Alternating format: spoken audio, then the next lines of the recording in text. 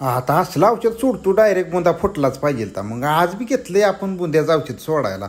आता काय घेतलं सांगतो तुम्हाला. आता गेल्या व्हिडिओत बघा तुम्ही बुंदा कसा होता आणि ह्या व्हिडिओमध्ये कसा दिसतो. या मागलं व्हिडिओ बघत जावा.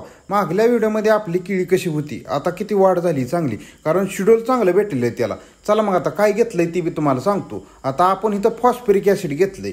फॉस्फरिक ॲसिड आपण 3 लिटर घेतलेलं आहे. आता बरेच जणांचं मला कॉलेजमध्ये येते ते आपण फॉस्फरिक ॲसिड किती सोडलं पाहिजे, तर 3 लिटर जास्तीत जास्त घ्या. काल एका शेतकऱ्याचा मला फोन आला, त्यानं फॉस्फरिक ॲसिड 8 लिटर सोडलं होतं किला. आता नाही का मुळ्या जाळायच्या खालनं, एवढं जास्त प्रमाण नसतं ॲसिडचं. जास्तीत जास्त तुम्ही 3 लिटरच्या आसपास वापरा. लय जास्त सोडून त्याचं खालनं मुळ्या टाकचाल तुम्ही करपडून मापात सोडायचं. दुसरं आपण घेतलं इथं 0050. गेल्या वेळेस आपण MOP घेतलं होतं. आता काय तर बदलून पाहिजे, तवा रिझल्ट चांगला बसतो. आता तुम्ही माणसाल कालच औषध सोडलं होतं, आज लगेच कसं काय सोडायला लागला.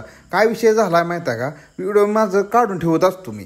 4-5 दिवसानं पोस्ट करत असतो. जसं टायमिंग मिळेल की नाही तसं मी पोस्ट करत असतो. 5-6 दिवसाचा गॅप असतो माझ्या प्रत्येक औषध सोडण्यात. तेवढा गॅप पाहिजेतच बरं का, नाहीतर रिझल्ट जाणवत नाही. रोज सोडाय काय आपण अंबानी नाही, एवढं खर्च परवडत नसतो आणि ती वेस्टच जातं रोज सोडून. आपण ह्याच्यामध्ये की नाही 0050 6 किलो आणि युरिया 7 किलो घेतलेला आहे. तर आपलं शेड्यूल कोण कोण फॉलो करतंय नक्कीच कमेंटमध्ये सांगा.